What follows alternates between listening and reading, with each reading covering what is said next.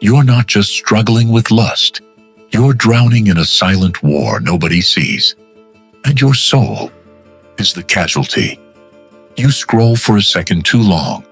You pause on a DM that never should have been opened. You tell yourself it's just a weak moment, but it's never just a moment. Is it? It's a cycle. A kind of spiritual warfare so dark, it feels like you're possessed by something that wears your face, but drags you into places you swore you'd never go again. You cry afterward. You promise God it won't happen again. But 2 nights later, your body is shaking, your spirit is numb, and your prayers feel like smoke, vanishing into a ceiling you can't touch. You sit fully clothed in the tub, scrolling through shame, hoping the water will numb what the soul can't wash off. You don't need another sermon. You need someone to tell you the truth. Lust isn't just about sex. It's about your spirit. It's a spiritual warfare designed to steal your calling, drain your confidence, and keep you too ashamed to walk in the power God already gave you. You think it's just you, late at night, hands trembling and heart pounding, but it's deeper than that. Lust is a counterfeit comfort. It offers quick relief, but leaves deeper hunger. It quiets your flesh just long enough to silence your spirit, and every time you give in, it's like something sacred inside you goes dimmer. That's not imagination. That's war. You wrestle not against flesh and blood. So why do you keep trying to fight what's spiritual with willpower alone?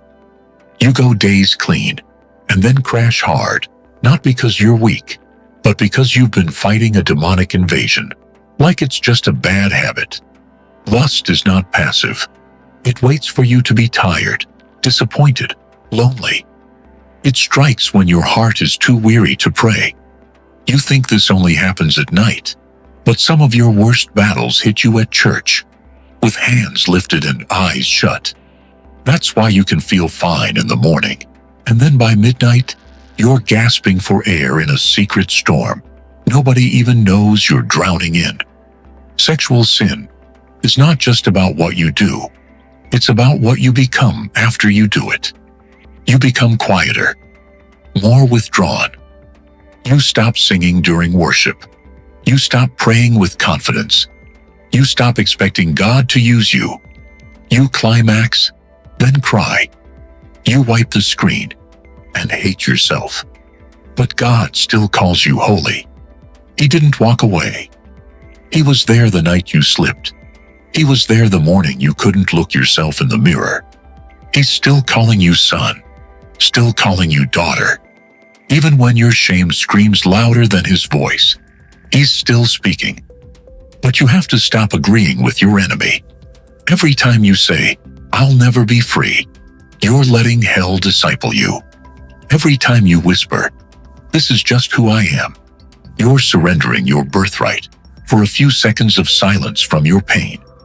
Lust thrives in your silence. It multiplies in your isolation. This is not about willpower. This is war. And war demands strategy.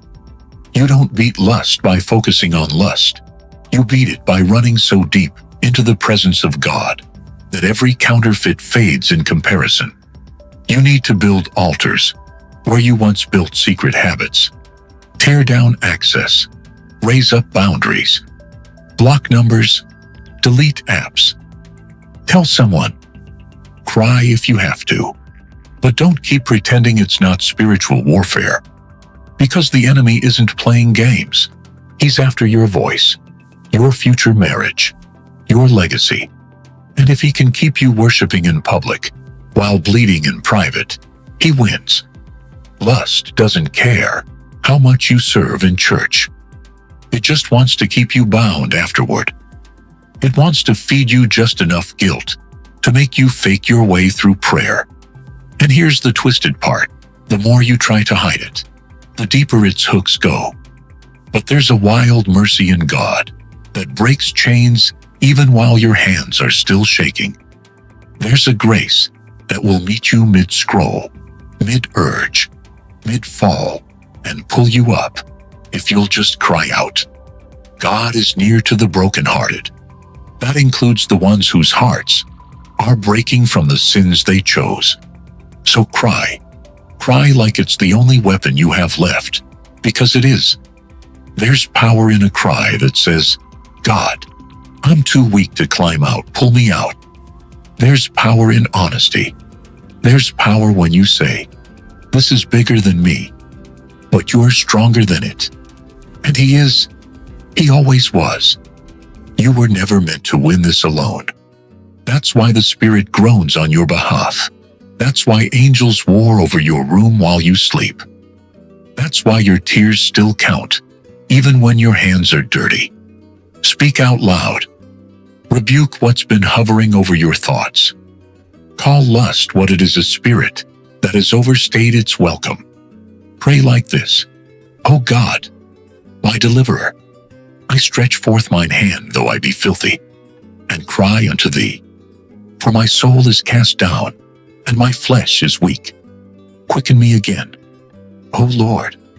Cleanse me with thy fire. Drive out the unclean thing, and inhabit this vessel once more. Let no weapon fashioned in secret prosper. Let no voice but thine remain.